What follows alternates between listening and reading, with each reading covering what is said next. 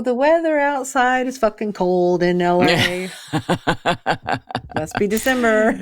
It is. It's December for sure. Boy, I have a long list of things that I did not know, even though I've been here and worked here for 10 years until you move here. Yeah. Like, it is very interesting. Turns out LA is a desert. We do actually get cold weather, and it's bitingly cold, even though it's only like, And it's raining 52. for some reason. I know. Yeah. But hey, this is our last episode of the year. It's a year in review, but more importantly, what we should be expecting to happen in 2024. We're ready for better. Yeah, I am ready to put 2023 behind me and ready to just look ahead for positive future full of work and happiness and no depression. No, I'm just ready to put 2023 to bed. Yeah, it's we been all a very are. interesting We all are. year. Exactly. I think we are. And we've got some special things coming up for us, Producers Happy Hour in 2024. So stick around to the end where we tell you all about it. Grab a drink, put in your earbuds, and roll the intro. Welcome to the Producers Happy Hour with your hosts, Sister Christian and Lawrence Lewis. We're two producers with over 20 years of experience each, chatting over drinks about what it means and what it takes to be a good producer. Join us for insightful interviews and informative show topics that will help you get through your toughest jobs, biggest production challenges, and most difficult clients. So grab a drink. You're gonna need it. And let's get to it. Because making shit is hard. Sister Christian, how the hell are you? I'm not a Debbie Downer, but I mean, I'm okay. Like, I almost feel like COVID times where we would just say, I'm fine, which covered a whole gamut of like, I'm down here, I'm up here, I'm probably drinking too much and maybe smoking too much and maybe taking too much, but it's the holidays, so. It is the holidays. I saw this meme. I don't know which culture says this, but there is some culture out there that when asked the question, a common response is, I'm awake and not crying. So, that's a good thing. Probably. It's from Denmark. How are you? I'm okay. Awake and not crying. It's been a strange year. It really has been a strange year. I can barely take the news cycle these days. It is so atrocious. And work has been strange, for sure. Yeah, work has been non-existent or, or weird, or the requests have been like off the wall. I know it's just been weird. Or like cancellations, so many cancellations, or just jobs disappearing, or who knows what. So we're looking for a better 24. So I'm definitely having a stiff drink for this episode. Christian, what are you having? Well, I'm having my fail-safe martini. And since it does happen to be the holidays and I'm not working, I've been drinking them all day. How about you? I'm just doing tequila on the rocks. A little, Cazadoras. Simple, so, lovely. Yeah, clean. Easy. Yeah. Drink them all day. All right. Well, before we dive into this episode, all you production pros out there, pay attention because, we know the struggles of staying on top of everything that's going on in this industry. There's been so much going on this year, especially with labor unions. But fear not, we've got something just for you. It's our Producers Happy Hour episode guide, packed with insights, resources, and all the intel you need to stay on top of this industry. So get ahead, stay informed, and join us. Join the party. Sign up at producershappyhour.com or just hit the link in the show notes. And a little housekeeping note here. For all of you who are on the episode guide, we just changed our email provider and also our email address. So take a minute to mark hello@producershappyhour.com as not spam so you don't miss the episode guides. And if you don't see them, maybe check your promotions filter or your spam filter or whatever you got.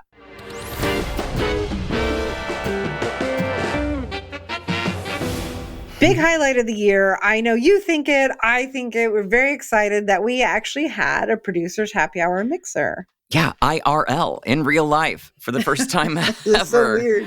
I know. Without masks.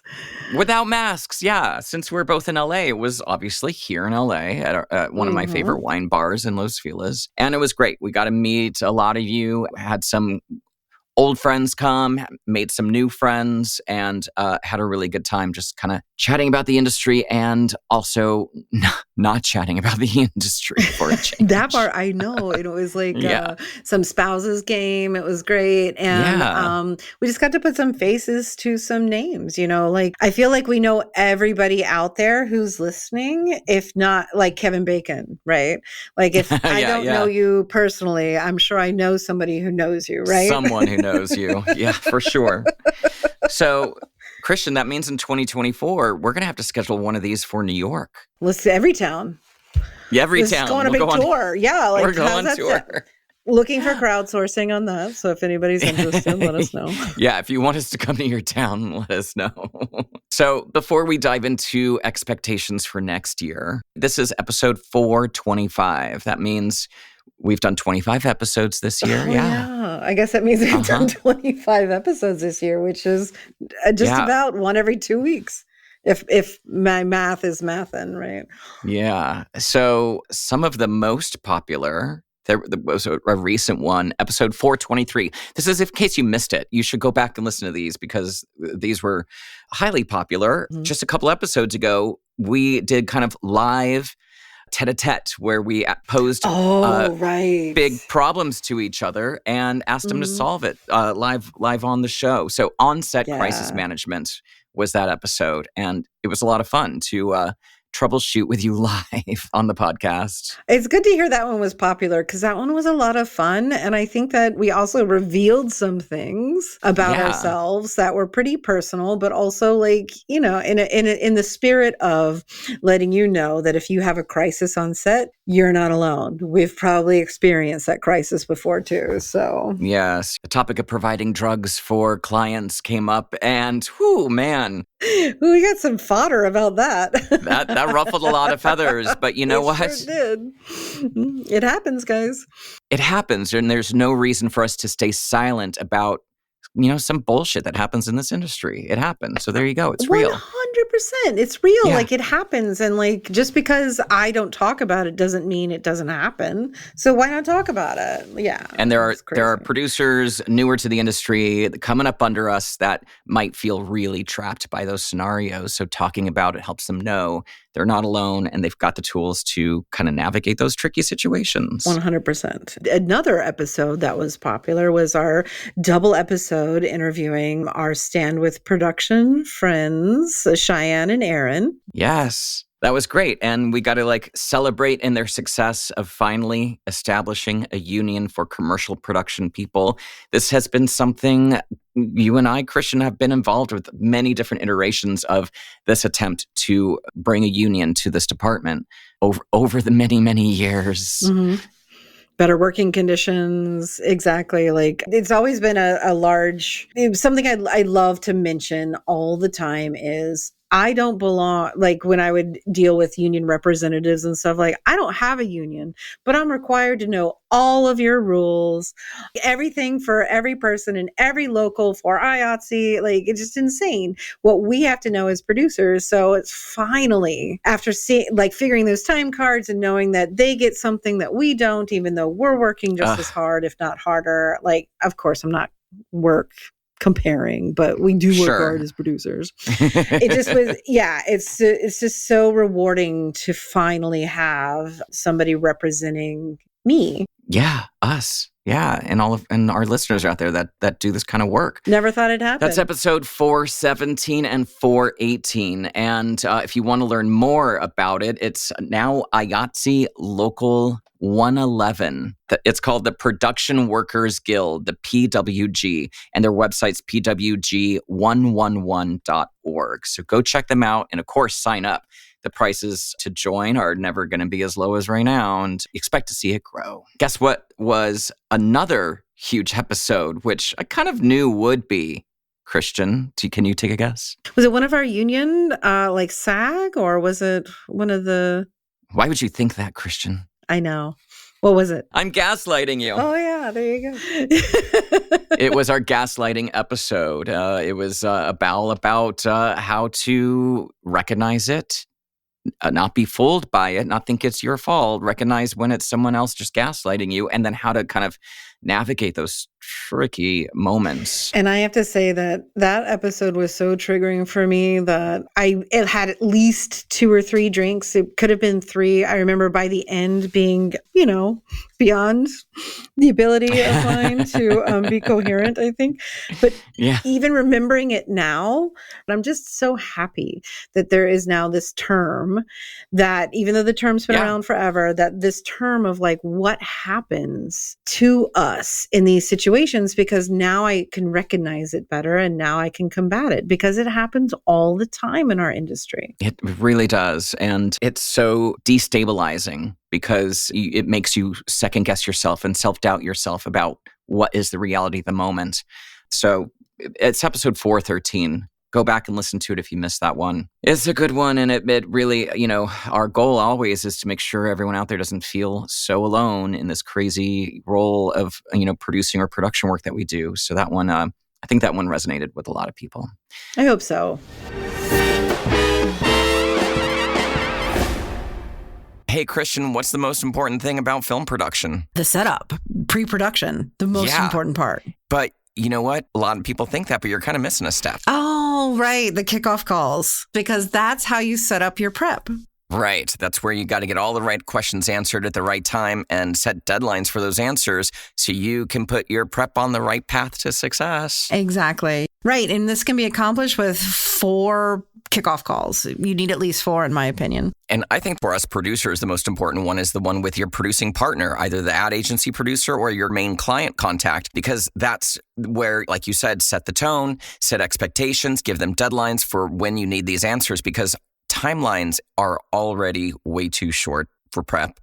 I know. We could always use more prep time, right? And budgets are shrinking, so don't waste any time. So what we've done is we put together our top 7 questions that you should ask your agency producer or client now on that very first kickoff call. Not only does it help answer questions that you may have, it also allows you to set the tone and, establish yourself as the leader of the project, which is also a very important step as well. So we'll put a link in the show notes where you can get on our website and take a listen to our free audio bonus. Another delightful conversation between me and Sister Christian about best ways of setting yourself up for success. Yeah, it's a page turner. Check it out.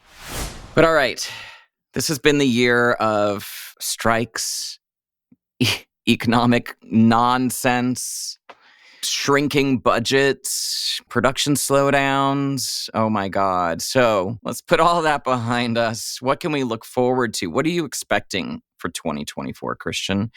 Well, part of my hopes and dreams and expectations are that there will be more work. And in full disclosure, like we always are very transparent on this podcast, work this year was horrible. Like as seasoned as I am, and how I feel like I'm at the top of my game and I know my job inside and out, I still wasn't getting the work that I normally do. And if I wasn't working the way that the volume that I normally did, then I know tons of people out there were not working what they normally did. Every town that I would go to, everywhere that I filmed all over the country, nobody was working. Yeah. Yeah, I have been to a couple holiday production company parties, and everyone's a little concerned. Like people that are, A-list people that do the big jobs at the big companies, they're like, it's not been good. So hopefully my expectation for next year is exactly that. That it can't. Yeah. I don't know that it could get any slower for us. It can't get any slower. Right. So yay, expectations are it's going to get better. It's going to get better. It will. And that was the tone of a lot of the parties I went to. It's like, hey, advertising doesn't go away. I've been hearing from some EPs. They've been seeing a lot of boards. Obviously, I've been doing some bidding. Oh, nice. So, hopefully those things are coming back, and, unions are getting stronger. And so the protection and the conditions for its members are getting better. So that is a positive thing. And you've seen it across all industries, right? Like so many industries have unionized or fought for better rates and wages and other better conditions. And I'm hoping, my expectation for next year is that working conditions and people's mental health and ability to sustain a healthy lifestyle is going to be easier to do. Yes, hopefully we're over the hump. The reason why you strike is to get better conditions, negotiating power, all of the things. That's over. So hopefully, hopefully this leads to the willingness and excitement to get back to work, because we know the majority of our industry wants to work. They want to be out there working. They want to feel like they're contributing and creative and that they're useful and all the things that capitalism makes us feel. Yeah, I'm really looking forward to it. I want to feel good again, which unfortunately is tied to work sometimes. Now, there is some scuttlebutt about IATSE. IATSE renegotiating their contract. So there is... Now that we're IATSE members. There is a little fear about another IATSE strike. But honestly, I don't think there's an appetite for it. I know people want to get back to work. And hopefully SAG and the writers have softened up the entities that the negotiations will be like, great, no problem. Exactly. That's the energy I'm saying that. I'm not saying that whatever, issues still are out there aren't worth fighting for. Of course they are. Of course. Totally. And I also think, though, it's important to, get this industry back to work, get the economy flowing again in Los Angeles, because, this town is built on that economy, the film economy. And I just am seeing restaurants close, businesses close. It's looking a little dire. So I don't know. I don't think there's going to be a SAG strike, hoping we can get back to work and we continue to get the rates, wages, and conditions that we deserve. Oh, and there could be a new avenue for work, Lawrence. I don't know if you've noticed this or not, but most streaming services now offer ads. You can either pay, like $6.99 for something with ads or $12.99 to be ad free. Well, in this economy, I mean, I have had to cut a few streaming services out, right? And so going down to the ad one is, an economical choice for people out there. But that also means for people like us who work in the ad industry and make commercials, hopefully more content to make. More avenues to put our advertising, more So let's just cross our fingers that means more work. There's ads on YouTube and there's just so much YouTube content. It's growing and growing and getting so much more sophisticated that hopefully that also contributes to the need for more ads, more branded content, anything and everything that we do. It also points to the fact that the next year is an election year. Now we could look at that. Hang on. I know. I had no idea. Please keep telling me about this mystical thing called an election. Now, I am hoping, I'm going to look at this positive because it can be so scary to think about it, but I'm looking at it as a positive, as a lot more. Okay. There's going to be more news coverage, more debates, more content, more programming. That there's going to be advertising. Maybe some of our listeners work in political advertising. There's going to be a ton of that. I do some voiceover for political advertising, so I'm hoping some work will come for me that way. And mostly broadcast TV stuff, right? That will need advertising, and hopefully some advertisers will be putting a little more money to get their messages out during this cycle where people are watching a lot more television. No, that makes sense. These days, the sophistication of regional election, it just so many different levels and so much rides on every election, whether it's for the school board, your local school board, or your state representative or your county, it's all important. So yeah, that makes a lot of sense. We could get a little boost from it being like a presidential election year. That makes sense. Yeah. Okay, fine. Yeah, I went the journey with you, and I'm not entirely angry. I'm just a little bit. Yeah, I know. Hey, it's still, let's be honest, it's still going to be a roller coaster of a year. There's still a lot of hurdles that have to be overcome, but it's like opening back up almost again. It's so weird. We did that. We shut down, we navigated COVID. We thought, coming out of COVID 2022 is going to be gangbusters. And it was insane. It was. And then it just stopped. in like the beginning of this year. It was just like, oh, okay, it's a little slow. And then it just stopped. And so it's been long enough now. I feel like this is the biggest lull that I've seen in my career. So yes. I'm saying all the affirmations. All the affirmations. I'm lighting all the candles. I'm rubbing all my crystals together.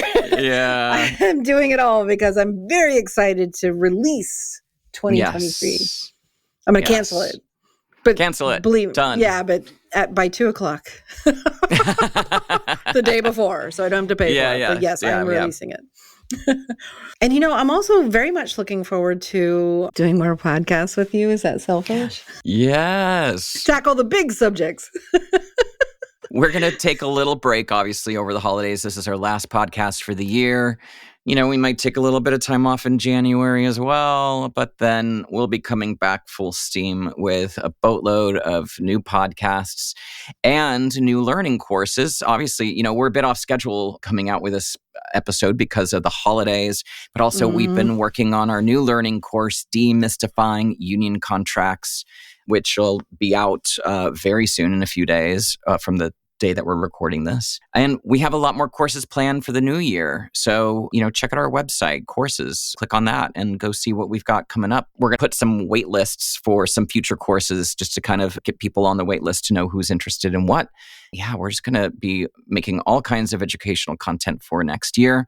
And of course, some awesome podcasts with some great guests. I can't wait. 1000%. And I get excited to do these courses, to be honest, Lawrence, because I have to refresh my memory back to all the things that we do. So like for me, it's a refresher course and gets me ready to go for, so like you just said, we just finished up with Demystifying Union Contracts. And I was like, Oof. oh, I need to do a refresher. And I did. And it was so great because you forget some of those small things in the contract that of course they don't forget. They do not forget. But it was a great one, and I feel like it's prepared me ready to go for that next job. And it's so easy, especially at our well-defined age and years in this industry. It's easy to get comfortable and rest on your laurels and be like, oh yeah, that's fine. My production manager will figure it out. Exactly. Or, blah, blah, blah. Nope. And, no, you really got to stay on top of it because you're making decisions at the top that affect things down the line. And listen, if something goes wrong, you get blamed for it. And if it goes right, the team takes credit. So, why ever allow it to get to the point where it's right or wrong? Just know it. And as always, we want to hear from all of you. So if you have any expectations or hopes and dreams for 2024, please email us. We love hearing from everybody. Don't forget our email address is new, hello@producershappyhour.com. We're so professional now. We have our own email address. I think we had a coupon, Lawrence. I don't know. We had a coupon, yeah. And if you have any show topics you want us to tackle next year, let us know. We're down to do whatever content suits you. Yeah, you want to be a guest? Let us know. Hey, let us know. Hey, listen, we're here. All right, that's it. I got to finish this tequila soda in peace and quiet. I win. Okay, damn. I finished first. Oh, Lawrence, happy holidays. And yeah, you too. Thank you. And if people want to get you, how are they going to do that? Oh, let's do two ways. LawrenceTLewis.com. That's for all my producing nonsense. VoiceOfLawrence.com. If you need one of those political voiceovers, you can get me there. If you would like your political ad read by Lawrence, it definitely has to be of a certain... the content needs to align with Lawrence's a certain political persuasion and morals. Yes. Exactly. Sister, how do people get a hold of you? I'm at sisterchristianproduces.com. All right. See y'all next year. Happy holidays. All right. See you later. Producers Happy Hour is brought to you with the help of the handsome Christopher Daniels, who is a design and branding specialist, and Brendan Russell at podlad.com, who is our fabulous editor. If you enjoyed this podcast and want to dive deeper, subscribe to our listeners' newsletter. Simply go to producershappyhour.com to sign up. Thanks for listening, and remember, enjoy happy hour while you can. Because making shit is hard.